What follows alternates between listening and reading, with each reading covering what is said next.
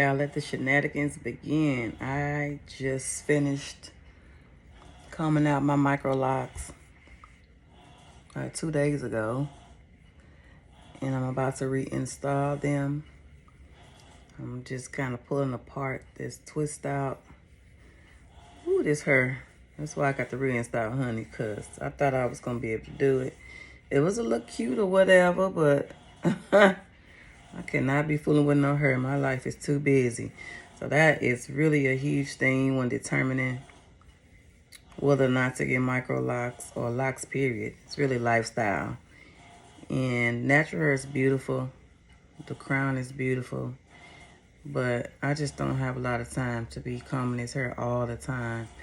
And I love to have a variety of hairstyles because I get bored with the same hairstyle.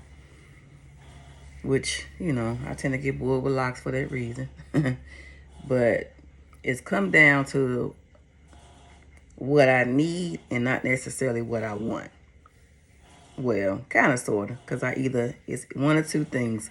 Cut it off, which I don't want to do, or reinstall my locks. So I've decided to reinstall them, but this time they're going to be larger because the first time they was just too small. And I realized in my experience with doing locks that the parts that you start off with, they tend to shrink. So if they're medium, they're going to be small. They're large, they're going to be medium, so forth and so on. So around the edges, my hair is really fine. It doesn't look like it right now, but it's really fine. You can kind of tell back here a little bit how this hair is just so fine. So since I had small ones, they were like really, really small, which meant that my hair could either eventually break off. I could lose some locks from interlocking, and I just didn't want that. Or I was going to lose some hair around the edges, so definitely don't want that. So I'm just going to make mine larger this time and just go from there. So I got all of the 2-strand twists pulled out. I'm not going to do, well, I'm going to do a little bit of a grid just because I'm making them larger and I want to still have them full. Normally I would have shampooed my hair, twisted it up, and then get some little length to it before I started. But this time I kind of want to start them, you know, in this sort of kind of natural state. I don't really have anything on my hair besides my own Kabajha hair care products, you know, BB oil and hair fertilizer. And that's what I use to do my twist out, well, for my twist out puff. And so I just shampooed it 2 days ago. So I'm just going to go ahead and start them like this. So stay tuned. Oh, and for those of you who want to know how to install your own DIY Microlocs, then I'm about to show you. So what you'll need to do first, again, is shampoo your hair.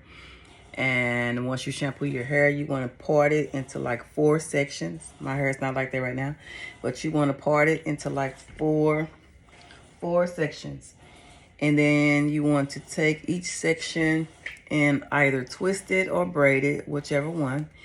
And then you want to do that the night before, sorry. And then when you get up, their hair is going to be stretched out. So you want to do it in this natural state. And then once you comb your hair, well, once you get up in the morning and you have your hair in those 4 parts, then you want to go ahead and either use that grid, just go in and clean up your parts and use that grid. Or if you want a specific grid, then you just go ahead and part your hair first in that grid and go from there as far as getting started. And so what you would need is you'll need some clips, of course. Any type of clips you want. I use the duckbill clips. Of course, a large comb. And also, you want to have a rat tail comb because most of the time you're going to use this to get your parts straighter. And then after you twist your hair, you're going to interlock it. I use the small interlocking tool like this, but you can use whatever interlocking tool you have. You can use the crochet tools like this if you want. Usually we use these on traditional locks, but occasionally when the hair is short, I use this to pull it through because the other one, like this one with the short hair, is difficult to pull through. So depending on how long your hair is, you determine which tool you want to use. And most people don't use any moisturizer on their hair at first. They go in and they use oil after. I have my own oil, Kabajha hair care. And it is called scalp therapy. You just have essential oils in there with some argan oil. I like to use that, but I believe in moisture. So I always oil my scalp when I shampoo my hair. I oil my scalp with some BB oil, and then I get started. So I don't use oil after the fact because like right now my hair is full of BB oil, and you probably can't see it, but yeah, you can see it. See, when I rub my hands through my hair, look at the gray. Is that gray? No, that's a string, but there's a lot of gray. But my hair is really, really moisturized right now. So I don't have to put anything in there. It's already moisturized. So here we go. I'm gonna get started with my grid. I had a grid that I started with when I did my first set. And because I want my locks to still be full, I'm gonna go ahead and go with that same grid. And that's one on each side, one in the top. Then I'm going to have 3 down the middle and 2 here and then 2 here. That's what my grid's gonna be. So let's get to it. Ooh, goodness gracious. Yeah, that's why we got to lock this mess, honey, because I cannot.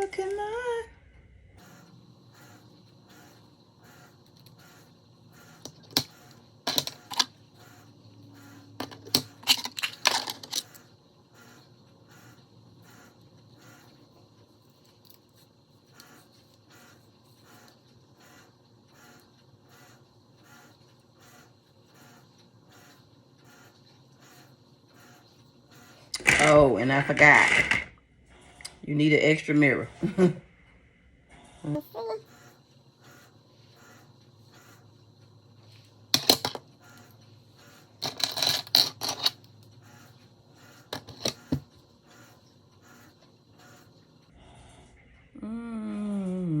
Straight enough.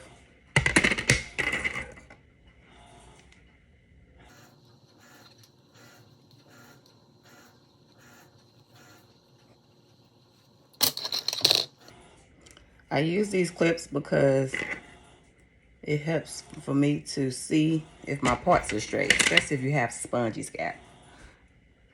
Let's see. And nope.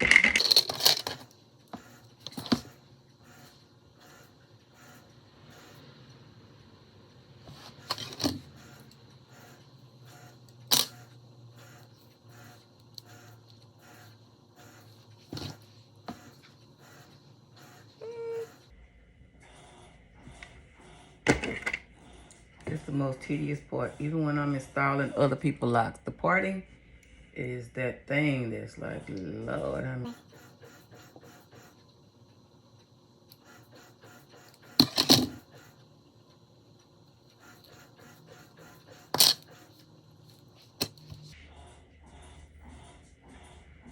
Okay.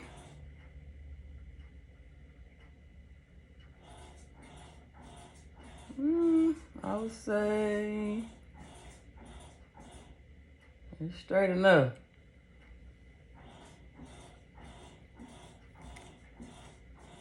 Yeah, I would say this. Now I can get that if I, a little cleaner, but it's just not that serious. So, part number 1 is done. Let me detangle this stuff.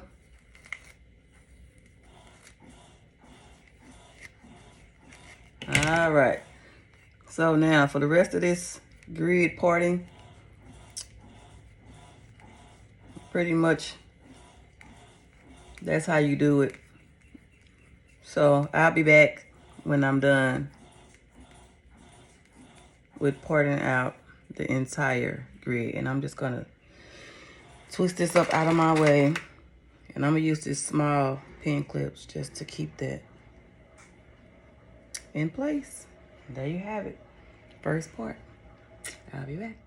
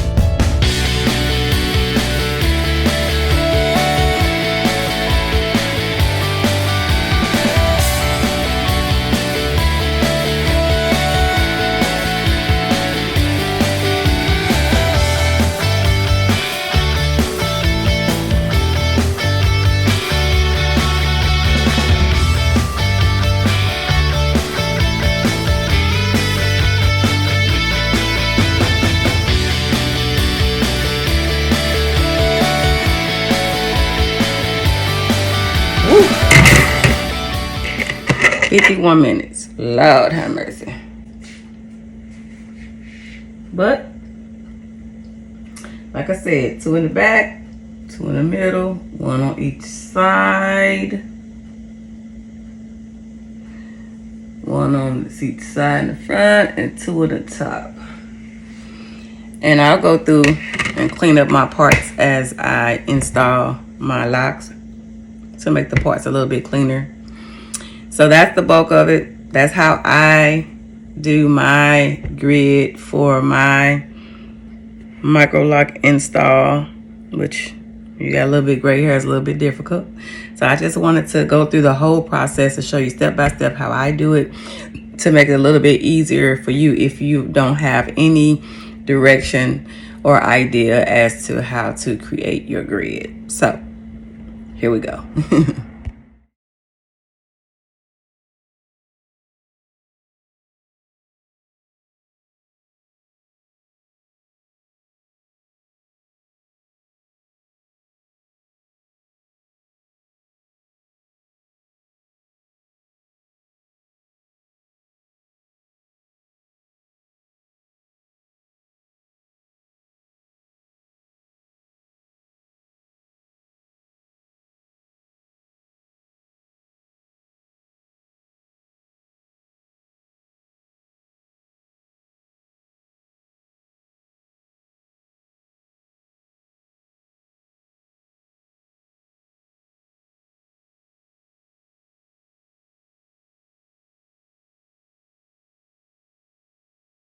And I just broke my mirror.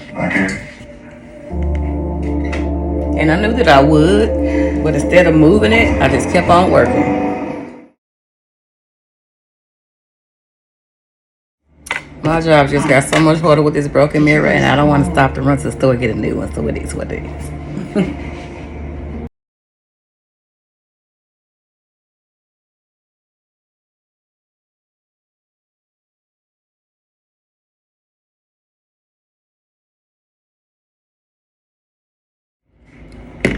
All right, so that's the gist of it. I'm about to tighten it so that you can see how to do that. I'm going to try 4 point. Well, I'm just going to do 3 point. It's easy for me when I do it myself. It's easy for me to do 3 point rotation to tighten it with this tool on my hair. And I normally do 4 point on my on my clients, but it just depends on the width of the hair and how thick the lock is, basically. So, okay, so that didn't work out too well. I didn't get a full picture of the 3-point rotation in the camera. So as you can see, this is the next day where I was going in and tying my locks after I had completed the process of twisting them. But I wanted you to see this process anyway. All right. So my hair is really fine in the back. That's why I'm making them a little bit larger so that, you know, I just have more surface to work with when I'm retightening my hair. And I don't have to worry about my hair breaking off or losing edges or anything like that. So that's just pretty much how you get started. And I twist first, and then I go back and tighten them all when I'm done. One thing that I will recommend is that when you're tightening it, if it feels like it's too tight, don't force it through to make it even tighter. That's how people lose hair. It's not that serious. Once you feel that it's tight enough, it's secure at the base of the scalp, then move on. So I hope this was helpful. I'm going to go ahead and finish my hair. Pray for me. And I'll show you the results when I'm done. I might have to go get a new mirror because this not working, but we'll see. So until I'm done, see you in a bit. Okay, so it is midnight and I am tired. Life happened. I wound up going to get another mirror. Then I had to stop and cook dinner and eat, and then got back on it. So this is what I've done so far.